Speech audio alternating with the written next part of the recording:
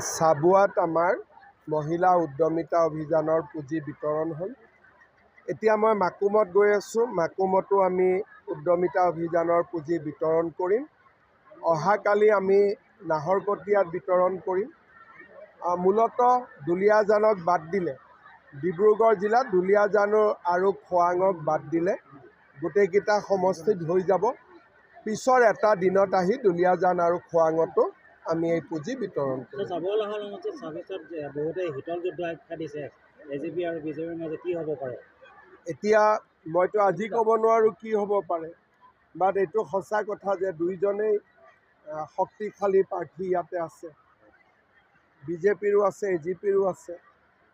সময়ত সিদ্ধান্ত ল'ব লাগিব। ছাৰ, আপুনি লাষ্ট এইখন খেলপথাৰত উপস্থিত হৈ সৰ্বানন্দ সোণোৱালৰ কেম্পেইনিঙত কৈছিলে দধিয়া লাইকাৰ সমস্যাটো স্থায়ী সমাধান। এতিয়াতো স্থায়ী সমাধান প্ৰায় হৈয়ে গ'ল। মাতি আমি দেখুৱাই দিলোঁ, তেওঁলোকে এগ্ৰীও কৰিলে। গতিকে এতিয়াতো খালি উঠি যোৱাৰ কথা, অকণমান কাম বাকী আছে। সমস্যাটোতো সমাধান হৈয়ে গ'ল। ৰণোজ পেগু ডাঙৰীয়া আছে, অলপ স্পৰ্শকাতৰ সমস্যা। মই ভাবোঁ যে ঠিক হৈ যাব। নিৰ্বাচনৰ আগমুহূৰ্তত মিত্ৰজোঁট নহ'লে মিত্ৰজোঁটৰ প্ৰাৰ্থীসকলে আত্মহত্যা কৰি যাব, অখিল গগৈয়ে কৈছে। সমান্তৰালভাৱে বিজেপিয়ে 3টা ষ্টেপ পাৰ কৰিলে। আজি মই এটাই কথা ক'ব খোজোঁ যে আমি একেবাৰে প্ৰস্তুত হৈ আছোঁ।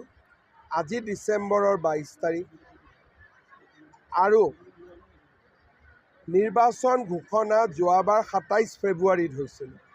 হাতত সময়ো বেছি দিন নাই। গতিকে আমি আমাৰ কামখিনি কৰি গৈ আছোঁ। মিত্ৰ কংগ্ৰেছ দলে কি কৰিছে, কি কৰা নাই, সেইটো তেওঁলোকৰ বিষয়বস্তু, এইটো আমাৰ বিষয়বস্তু নহয়।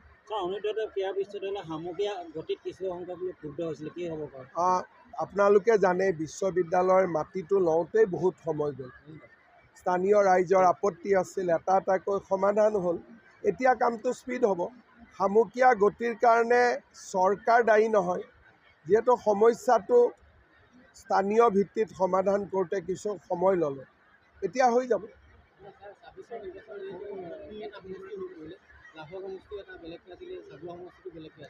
এতিয়া আমি পঞ্চায়ত নিৰ্বাচনত দেখিছোঁ যে শক্তিশালী হিচাপত বিনোদ হাজৰিকা আছে আৰু সেইদিনাখন অগপৰ সভাত অগপৰ নেতা তেখেত মহন্তই কৈ থৈ গৈছে যে কোনাখন মোৰে টিকেট পাব।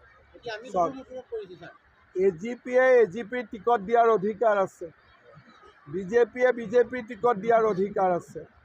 কিন্তু যদি এটা টিকট দিব লাগে আমি আলোচনা কৰিম। কেশৱ মহন্ত ডাঙৰীয়াই যদি কৈছে পোনাকণ বৰুৱাই টিকট দিব, দিলীপ শইকীয়া আহি ক'ব বিনোদ হাজৰিকাক টিকট দিম। তাৰমানে বন্ধুত্বমূলক প্ৰতিদ্বন্দ্বিতা হ'ব। আৰু যদি বোলে নহয় মিত্ৰ দল হিচাপত হ'ব, তেতিয়াহ'লে আমি কোনেও এনাউন্স কৰিব নোৱাৰোঁ, আমি ৰখিব লাগিব। এইটোতো কোৰ্টৰ ওপৰততো মোৰ কোনো অধিকাৰ নাই। পৰিস্থিতি স্পৰ্শকাতৰ, ৰণোজ পেগু তাতে আছে। মই ভাবোঁ সমাধান হৈ যাব।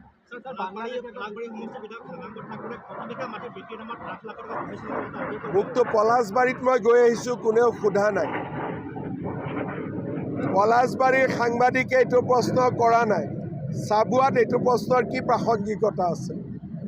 বাংলাদেশে অসম আৰু উত্তৰ পূৰ্বাঞ্চলৰ বৃহৎ এটা অংশ তেওঁলোকক অন্তৰ্ভুক্ত কৰিব বুলি কৈছে, কিন্তু অসম চৰকাৰে ভাৰত চৰকাৰে কেনেধৰণে চাওক, আমাৰতো বাংলাদেশী মানুহ ইয়াতে 40% আছেই, আৰু 10% বাঢ়িলেতো আমি নিজে নিজে অন্তৰ্ভুক্ত হৈ গ'লোঁ।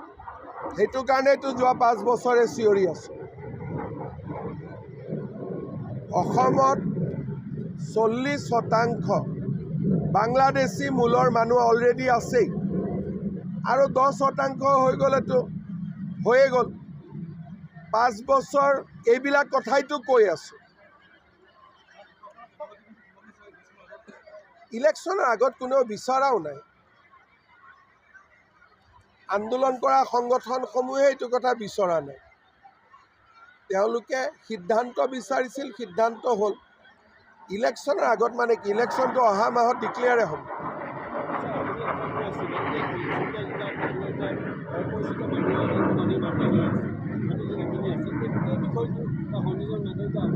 আপোনালোকে মোক প্ৰশ্ন কৰি আছে, যোনে ঘৰ ভাড়া দিছে তেওঁলোককেতো আমি প্ৰশ্নবোৰ কৰিব লাগিব। মই তথ্যখিনি আপোনালোকক দিলোঁ। এতিয়া এই তথ্যখিনিক আপোনালোকে কেনেকৈ ব্যৱহাৰ কৰিব এইটো আপোনালোকে সিদ্ধান্ত ল'ব লাগিব। হ'ব।